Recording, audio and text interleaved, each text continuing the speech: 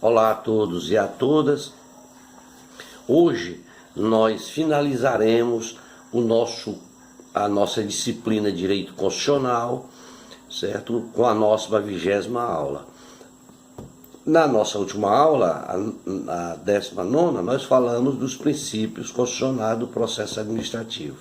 Agora nós trataremos do processo administrativo disciplinar. O processo administrativo disciplinar se divide em 3 fases. A primeira é a de instauração, certo? Que é a publicação do ato que cria a comissão do processo. A segunda fase é o inquérito, que é a fase em que é realizada pela comissão, que inclui a instrução, a defesa e o relatório. A terceira fase e última é o julgamento, que é feito pela autoridade competente.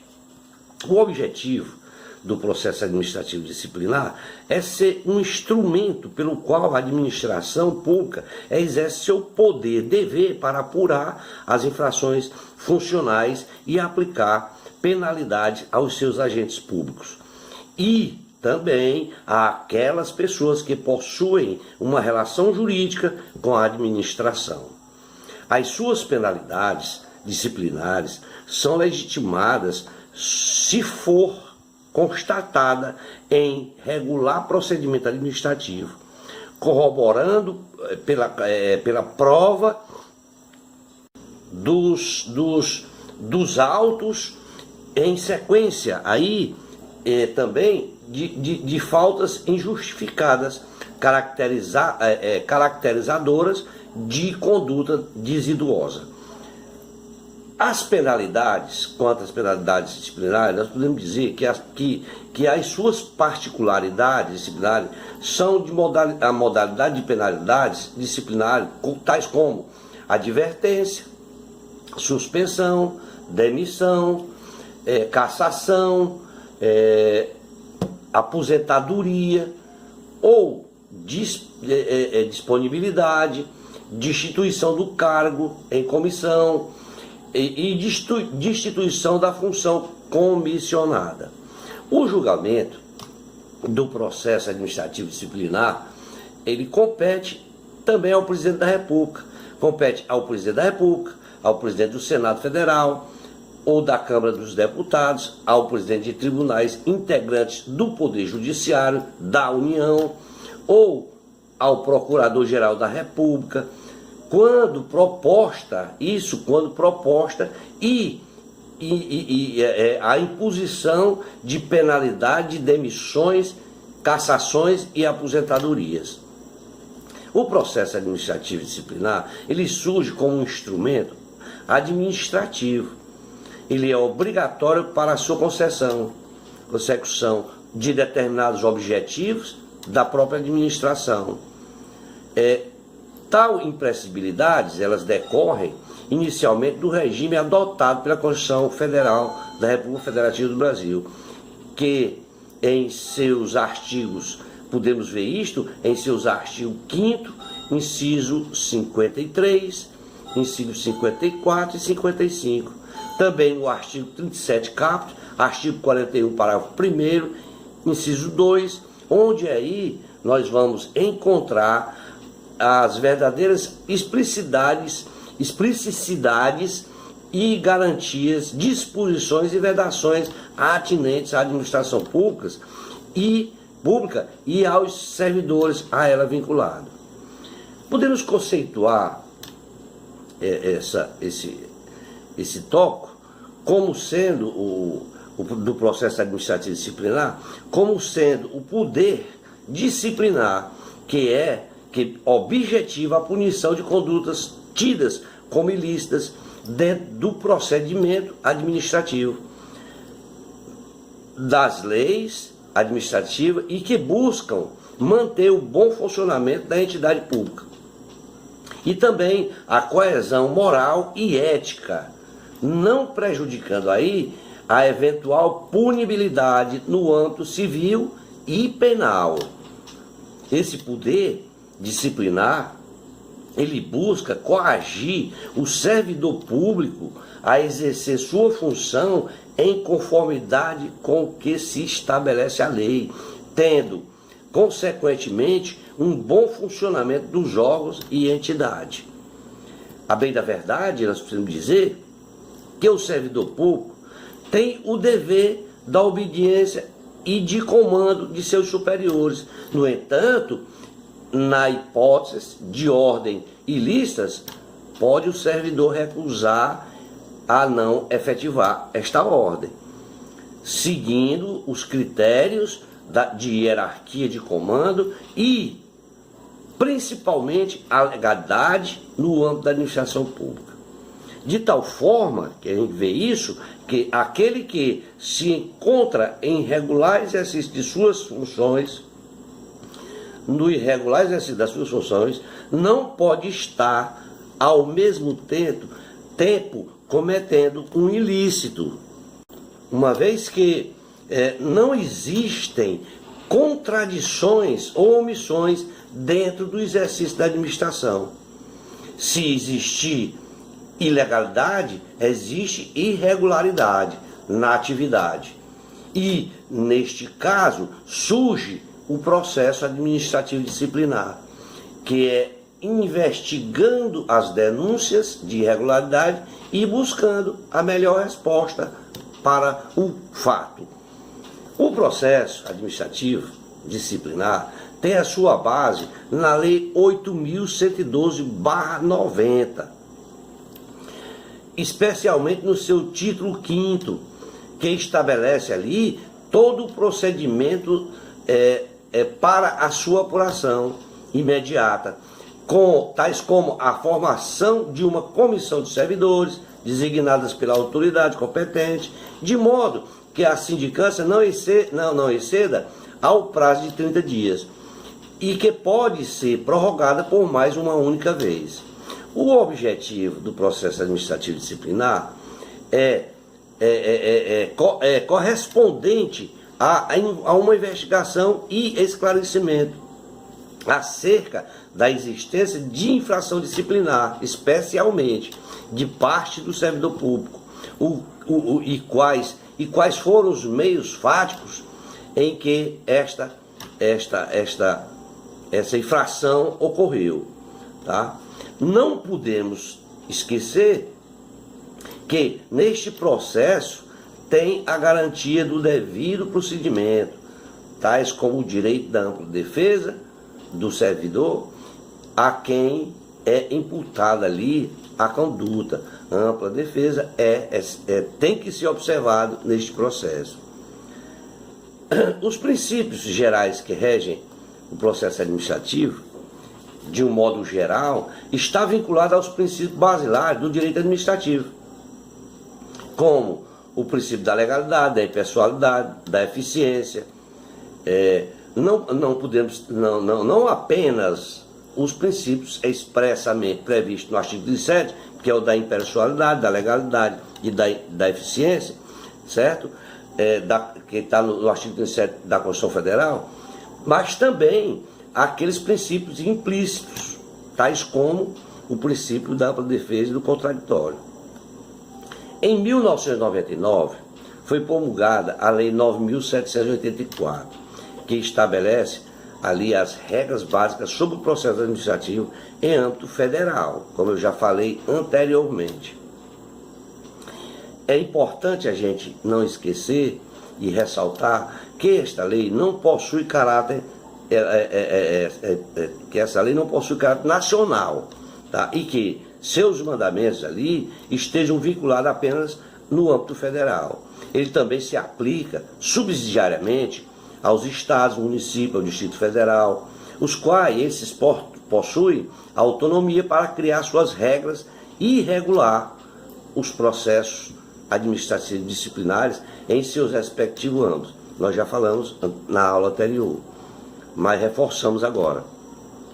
Os dois objetivos principais e maiores da lei são a proteção dos direitos dos administrados e o melhor cumprimento dos fins da administração. Vejamos o artigo 37 da Constituição Federal, que traz todas as disposições da administração pública. No entanto, o legislador ali deixou implícito os princípios da impessoalidade e o da publicidade, que também guardam importância no processo administrativo disciplinar. No entanto, aí nós devemos observar e não esquecer que os princípios da oficialidade, do informalismo, do instrumentalismo, das formas, da verdade material e o da gratuidade fazem parte do processo administrativo disciplinar. Se falarmos do princípio da oficialidade, nós dizemos que, diferentemente do que acontece nos processos judiciários, que é inerte, ou seja, nos processos judiciários ele só age quando provocado. O processo administrativo, ele rege-se pelo princípio da oficialidade, segundo o qual a instauração e a impulsão do processo se dão de ofício. A administração não precisa vincular-se à provocação para mover o processo. Os objetivos maiores do processo administrativo é salvaguardar os interesses do administrado e o melhor cumprimento dos fins da administração, além do fato de que os princípios maiores do direito administrativo são a impessoalidade, a indisponibilidade do interesse público.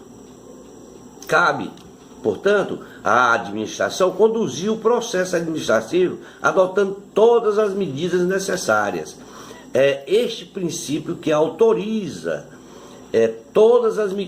autoriza a administração a requerer diligências, investigar fatos, de que tome conhecimento no curso do processo, solicitar pareceres, laudos, informações, rever os próprios atos e praticar tudo o que for necessário para a consecução do interesse público.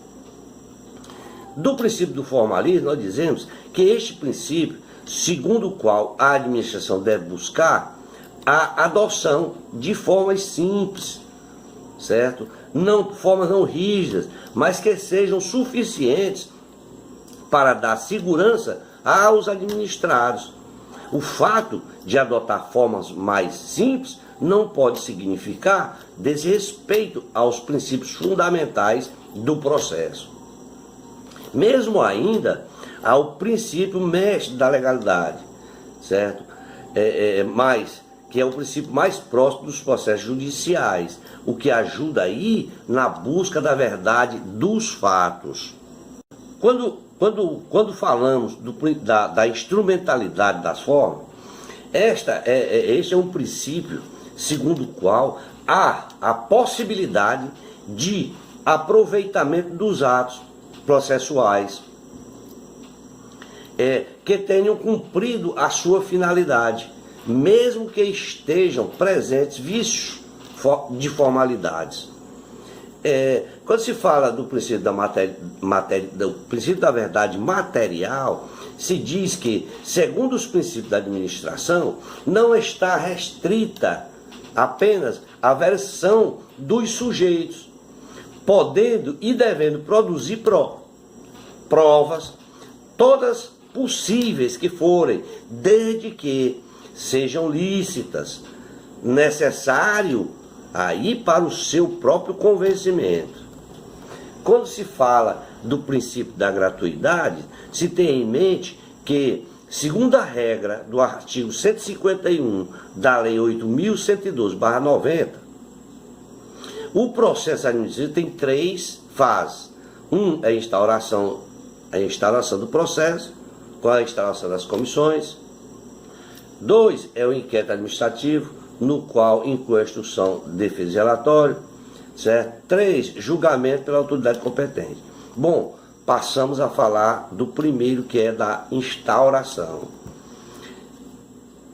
A instauração, ela será feita quando o processo, a partir do processo da publicação da portaria no Diário Oficial da União, que deverá ser realizado pela autoridade competente. A sua publicação constitui ato que autoriza aí a comissão processante a iniciar seus trabalhos, a qual deverá trazer consigo a designação dos membros da comissão apuradora, o tipo de procedimento a ser realizado, a duração dos trabalhos e o objeto a ser apurado, entre outros. O artigo 149 da mesma lei, 8.112/90, prescreve que a comissão será formada por 3 servidores estáveis a serem designados pela autoridade competente de acordo com as regras de hierarquia previstas no artigo 143, parágrafo 3º, e observadas as limitações de impedimento e suspeição, de acordo com o artigo 149, parágrafo 2º, da mesma lei, 8.112, que veda aí a participação dos membros que sejam cônjuge, companheiro ou parentes do acusado. Esta comissão, ela deverá exercer suas atribuições com independência, sem interferência da autoridade instauradora e também com imparcialidade, buscando a verdade real, sem preferência pessoal, quanto ao acusado.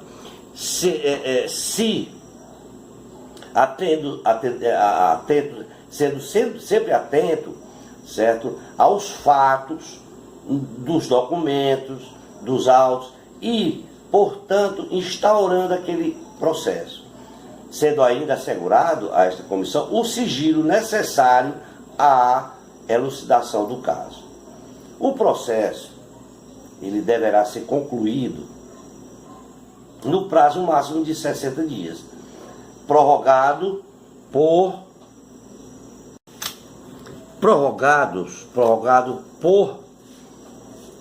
igual período, se necessário, e deve ser contado da data de publicação da portaria.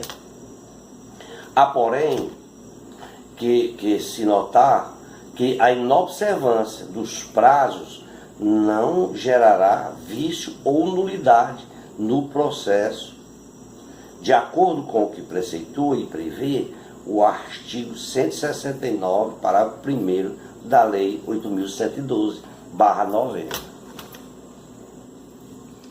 Do inquérito administrativo, certo? Do inquérito administrativo, a administração, ela deverá observar os princípios do contraditório, da ampla defesa, sempre se assegurando ao acusado o direito do contraditório e da ampla defesa, através dos meios e recursos admitidos em direitos. Isto está previsto no artigo 153 da Lei 8.112/90. Por isso, deve-se fazer uma notificação prévia ao acusado sobre a instauração do processo, assim que a portaria for baixada, para que desde logo se ponha em exercício o direito de defesa.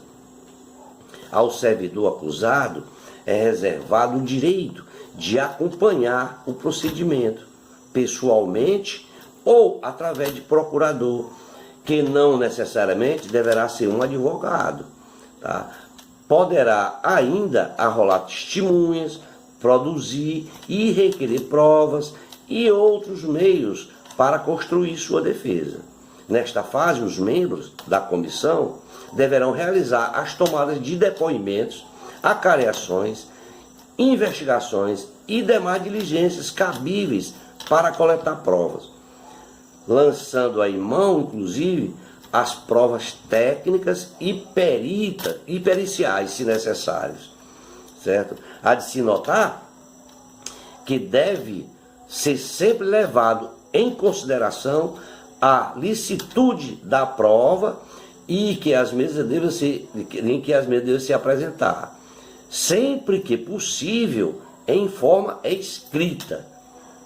Alguns de provas são documental, testemunhal, pericial, confissão, confissão técnica por meio obtido por meio de simulação, o reconhecimento de coisas, de pessoas e até mesmo de provas emprestadas de outros processos. No que diz respeito à prova testemunhal, a lei ela esclarece que as testemunhas serão intimadas a depor mediante mandado expedido pelo presidente da comissão. Isso está previsto no artigo 157 da Lei 8.112/90. E deverá ser prestada oralmente e só então reduzida a termo, pois é vedada a sua prestação via escrita pelas testemunhas, também de acordo com o artigo 158 da mesma lei. A inquirição das testemunhas, elas serão feitas separadamente, preferencialmente no mesmo dia, certo? A fim de que se evite que as testemunhas se relacionem umas com as outras e troquem informações. Caso se houver uma contradição nos depoimentos, certo? Que serão ali realizadas acareações entre as testemunhas sobre os pontos controversos, né? Logo, após as tomadas das testemunhas e produção de todas as provas, deverá ser realizada o interrogatório do acusado, tá? Depois de ouvir a testemunha, que o acusado vai ser ouvido, adotando-se aí os mesmos parâmetros das testemunhas, de acordo com o previsto no artigo 159 da Lei 8.112, tá? Sendo facultado, então, a presença do procurador e vedada a interferência deste no interrogatório, tá? Caso houverem mais de um acusado, serão interrogados separadamente. E caso seja divergente nas suas respostas, de acordo com o interrogatório, também far-se-á a própria acareação. E isso está previsto no artigo 159, parágrafo 1º da Lei 8.112. Tá? Após essas análises de todas as provas coletadas, a comissão ela deverá formular uma ata de encerramento da instrução processual, no qual constará a sua deliberação sobre a constância ou não de causa de que seja indiciado ou que seja indiciado o acusado, né?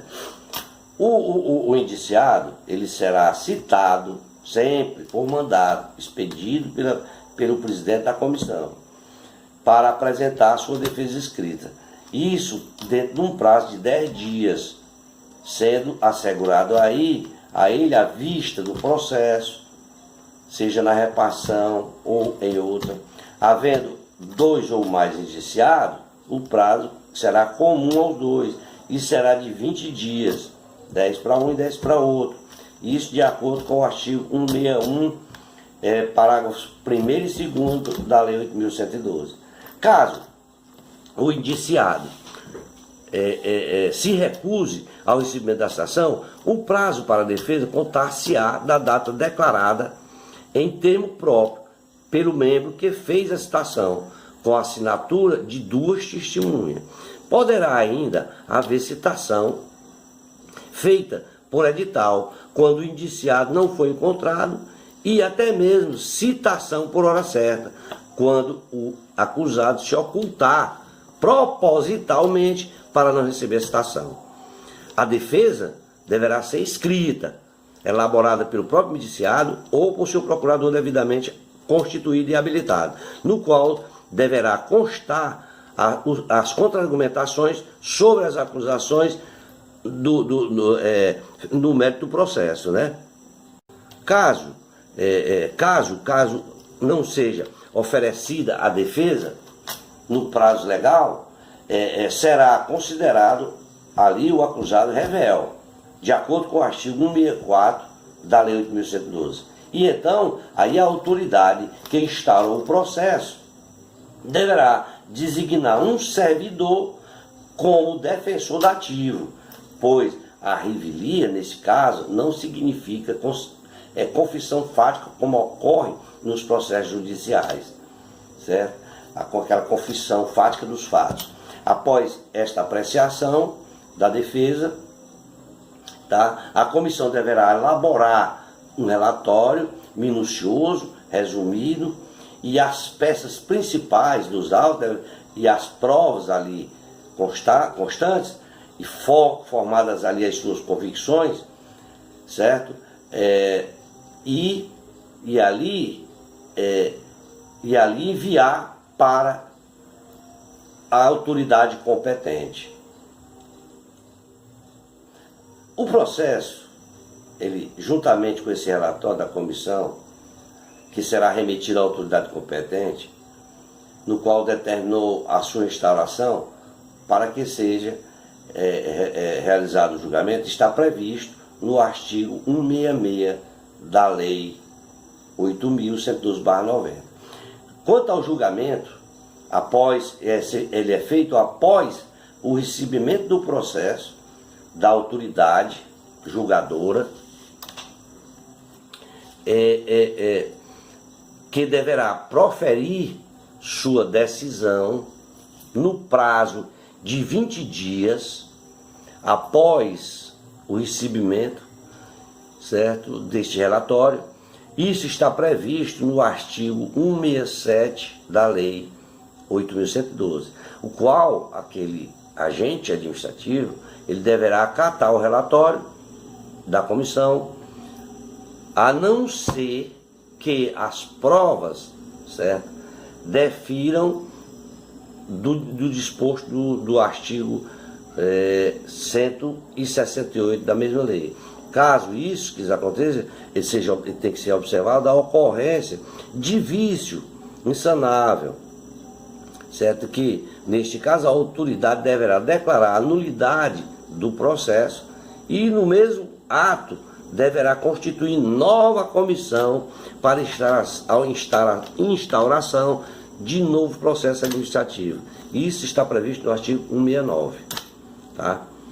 Caso seja verificado que a infração também se tipificar penalmente, o processo disciplinar deverá ser remetido ao Ministério Público para que se proceda com a devida ação penal.